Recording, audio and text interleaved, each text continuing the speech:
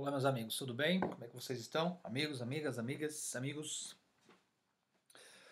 Estamos no capítulo 3 do livro Dramaturgia de la Dirección de Escena de Cipriano Arguello Pitt.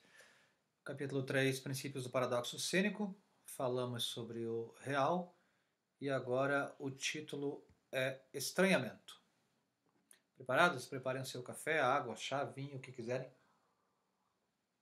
Desconectem-se das redes sociais agora e vamos ao texto. Estranhamento. Alain Badiou destaca que a base do estudo do real deve se assentar na leitura daquilo que Freud chamou de unheimlich, termo que costumamos traduzir como sinistro, mas que em sua base teórica se funda na noção do estranhamento, tão precioso nos desenvolvimentos teóricos da teatralidade.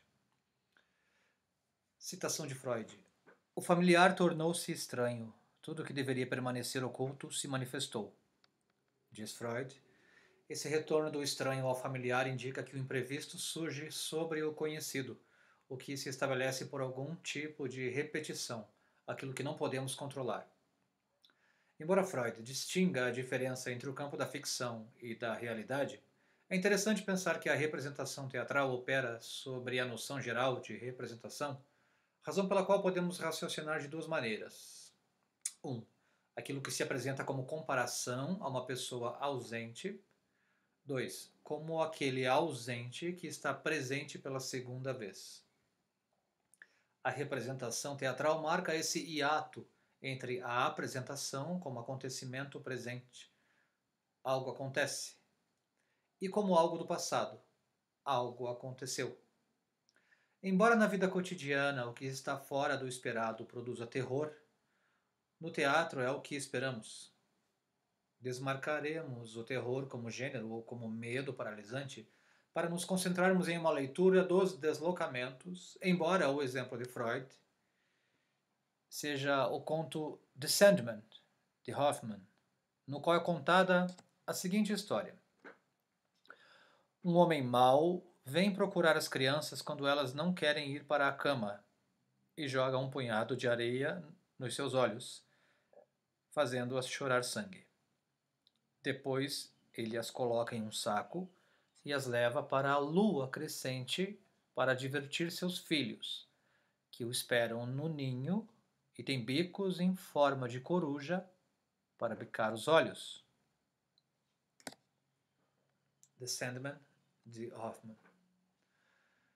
O sinistro aparece como algo inconcebível, inesperado, como algo onde não se orienta, mas a relação do sinistro é sempre com o seu oposto, entre o conhecido e o desconhecido, entre o familiar e o estranho. Não pode ser compreendido sem o seu par oposto, sempre, para a definição do estranho. Existe o familiar, o conhecido. Por esta razão, deve ser eliminada a noção de terror.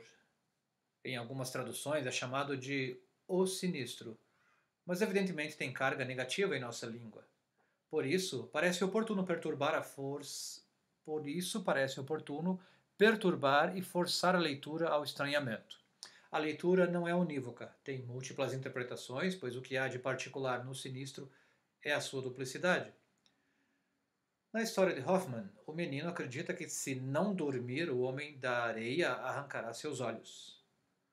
No mundo adulto é apenas uma história, uma estratégia para adormecer as crianças, mas na crença da criança os adultos são homens da areia. Na verdade, o protagonista da história reconhece um conhecido da família e diz-lhe que confere a sua crença de que ele é o homem da areia. Um familiar torna-se estranho. Além das interpretações psicanalísticas da história feitas por Freud, estamos interessados nesta aparição do duplo em cena. É e não é ao mesmo tempo, mas o caráter fundamental é o da repetição. Na repetição de um acontecimento, buscamos a conexão do desconectado. Isso nos obriga a questionar o que acontece diante de nós. Muitas vezes e facilmente, um efeito sinistro é causado quando os limites entre a fantasia e a realidade são apagados, quando algo que considerávamos fantástico aparece diante de nós como real, quando um símbolo assume a plena operação e significado do que é simbolizado, e assim por diante. Na teoria brechtiana, o estranhamento consiste na oposição ao processo de identificação. Por esta razão, a palavra alemã Verfremdungseffekt foi traduzida em muitas publicações do teatro de Brecht como alienação, mas refere-se a um efeito de estranhar, o efeito e não o estranhamento. Assim como em Freud, podemos pensar que o efeito se realiza a partir do aspecto conhecido da cena, embora a discussão de Brecht seja com um teatro burguês e ilusionista. Ele pensa o teatro como lugar de discussão de ideias. Interessa-nos concentrar, desde a contemporaneidade, no efeito e não na épica associada ao teatro brechtiano, pois estaríamos falando mais de uma forma do que de um procedimento. Não se trata simplesmente da quebra da quarta parede, como se explica nas escolas de teatro. É antes uma forma oblíqua de investigar a arte do teatro. Brecht diz em A Exceção e a Regra: o familiar estranhado, o habitual tornado inexplicável, o normal deveria te surpreender. Veja a regra como abuso. A operação sobre o efeito de estranhamento consiste em tornar perturbadora uma cena familiar. O referente é reconhecido por todos, mas a forma de apresentação é estranha, indireta, modificada. É curioso que, tanto em Freud como em Brecht, o olhar seja o eixo do pensamento. O olhar e, em particular, os olhos. A relação com a realidade é corporal. Em Freud, citando Hoffmann, o medo de que o homem da areia lhe arranque os olhos. Em Brecht, o deslocamento ou anulação de um acontecimento ou personagem fora da esfera familiar para fazê-los parecer menos naturais. Eventualmente, então, as escamas cairão dos seus olhos, diz Hoffmann. O efeito é entendido pelo menos em duplo sentido. Por um lado, o truque, determinado por uma série de procedimentos que constroem um efeito e que permitem dirigir o olhar do espectador para um sentido. A segunda implicação é a de suas consequências, a intervenção do sentido em um olhar particular da cena. As duas perspectivas da palavra são inseparáveis. Um truque tem consequências no sentido. As duas perspectivas da palavra são inseparáveis. Um truque tem consequências no sentido. Mas centrar-nos na noção de efeito centra-nos na teatralidade como aquilo que é estranho à vida cotidiana. Os polos discutidos no efeito situam-se entre a cena e um modelo de representação, pois de alguma forma a cena é sempre uma discussão com o teatro e com a realidade.